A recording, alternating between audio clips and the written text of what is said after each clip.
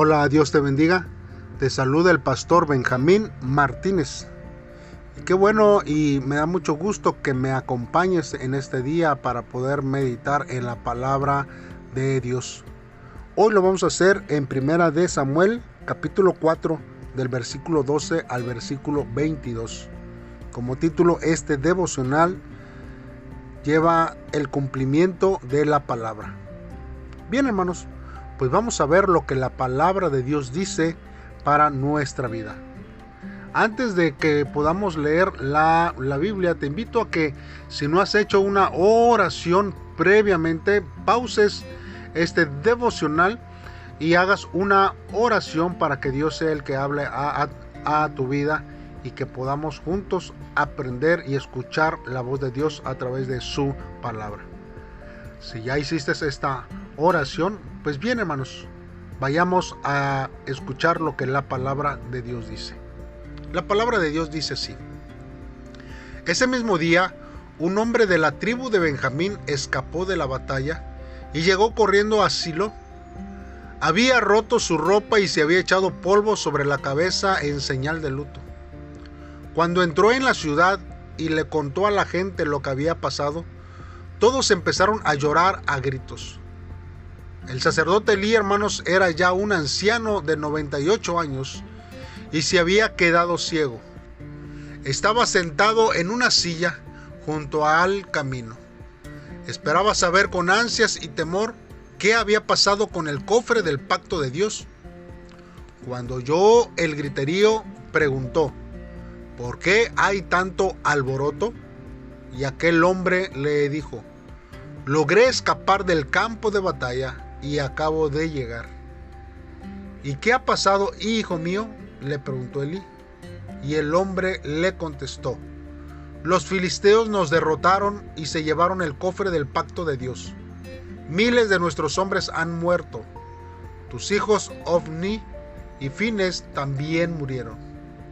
Como Elí ya era anciano y muy pesado, cuando oyó lo que había sucedido con el cofre, se fue de espaldas, cayó junto a la puerta y se quebró el cuello. Allí murió. Había sido líder de Israel 40 años. La nuera de Elí estaba embarazada y a punto de tener su bebé. Le afectó saber que el cofre del pacto de Dios había sido capturado y que su suegro y Fines, su esposo, habían muerto. Por eso empezó a sentir fuertes dolores y tuvo a su bebé, y eso le causó la muerte. Antes de que ella muriera, las mujeres que la atendían le dijeron: anímate, tuviste un niño. Ella no le respondió ni les hizo caso. Solo tuvo tiempo de ponerle a su hijo el nombre de Icabod, y alcanzó a decir: Israel ha perdido el cofre, Dios nos ha abandonado. Bien, hermanos, pues vamos a meditar en la palabra de Dios. Bien, hermanos, meditando en la palabra de Dios, vemos que en este tiempo, hermanos, la ciudad de Silo, hermanos, era el centro religioso de Israel. Nosotros vemos que en Josué 18:1 dice que toda la congregación de los hijos de Israel se reunieron en Silo y erigieron allí el tabernáculo de reunión después que la tierra les fue sometida. Vemos, hermanos, que el tabernáculo estaba establecido permanente allí, hermanos, y ya que Israel no tenía una capital civil, un centro para el gobierno nacional, hermanos, Silo era el lugar natural para que un mensajero fuera a entregar las noticias tristes de la batalla. Muchos eruditos, hermanos, teólogos creen que fue allí durante esta batalla que Silo fue destruido. Y esto, hermanos, nos da una luz, por ejemplo, en Jeremías 7:12, que dice: andad ahora a mi lugar en Silo, donde hice morar mi nombre al principio, y ved que lo que hice por la maldad de mi pueblo Israel. Y esto fue, hermanos, un acontecimiento que que tuvo, hermanos, que ver una repercusión, pero también, hermanos, un cambio. Porque recordemos que Elí, hermanos, no había estado haciendo realmente lo que la voluntad de Dios hacía, y tampoco había corregido a sus hijos. Esto es algo tremendo, hermanos, que nosotros tenemos que tener en cuenta siempre sobre nuestras vidas. Ahora bien, hermanos, Elí, hermanos, era el juez y el sumo sacerdote de Israel. Y su muerte, hermanos, marca el fin del periodo oscuro de los jueces, cuando la mayoría de la nación, hermanos, ignoró a Dios. Qué tremendo, hermanos, es ignorar lo que Dios ha establecido para nuestra vida. Nosotros tenemos que estar atentos, hermanos, porque ignorar la voluntad de Dios hacia nuestra vida es algo tremendo y duro, que seguramente Dios, hermanos,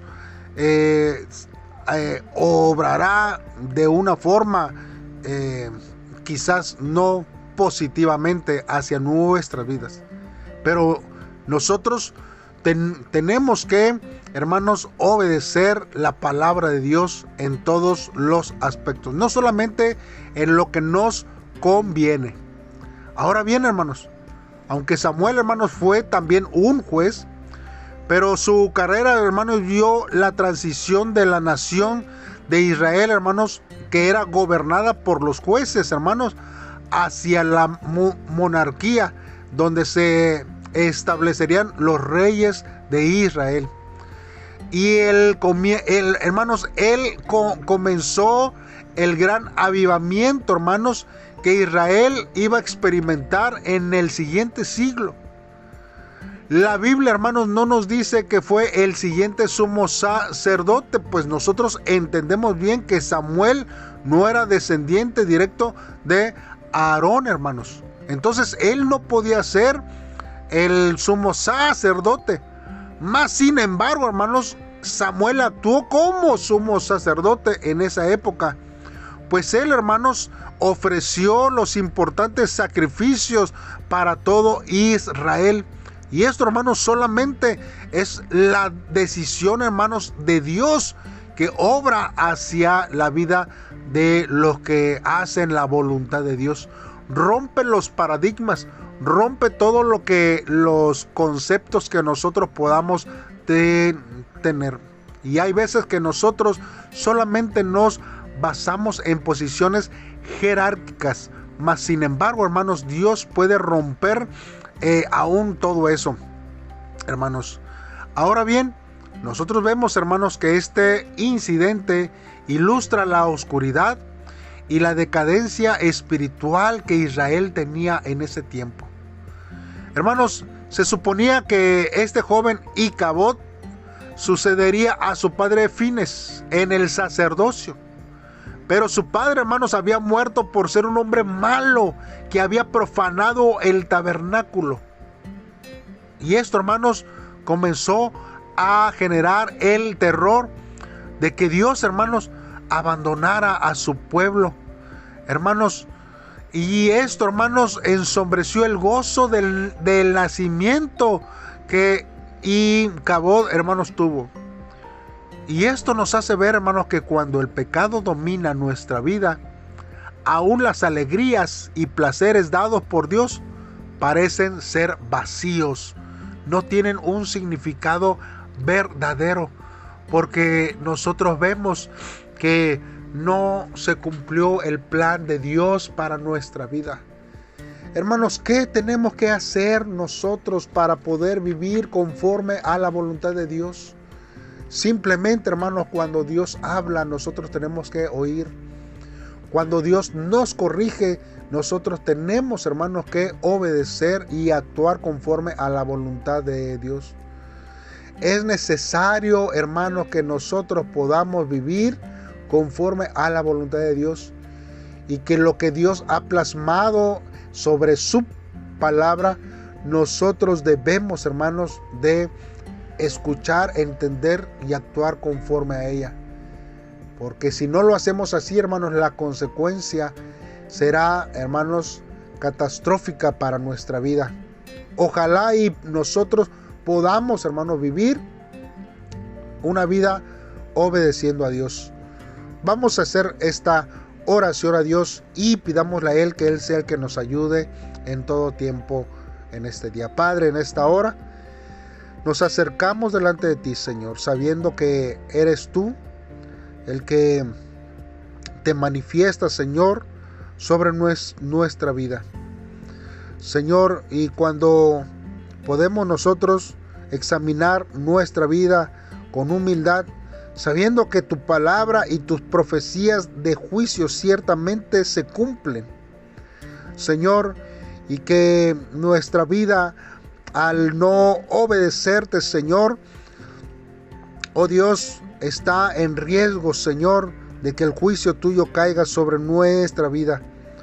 Por favor, Señor, no permitas que en el día del juicio te presente excusas que busquen justificar mis pecados, Señor. Hoy, Señor, volvemos a ti con un corazón quebrantado, mientras tenga la oportunidad de hacerlo, mientras que tú nos prestes vida. Ayúdanos firmemente a lograr, Señor, hacer tu voluntad en nuestra vida. Gracias, Señor, te damos por tu infinita misericordia, en el nombre de Cristo Jesús. Amén. Dios te bendiga, hermano. Espero que nos acompañes el día de mañana en un devocional más. No te olvides en que si no te has suscrito a estos devocionales, te suscribas y que tu vida, hermanos, sea llena de bendiciones. Activa también la campanita para que cuando se compartan los nuevos devocionales seas el primero en escucharlos en cada día. Dios te bendiga, saludos y bendiciones.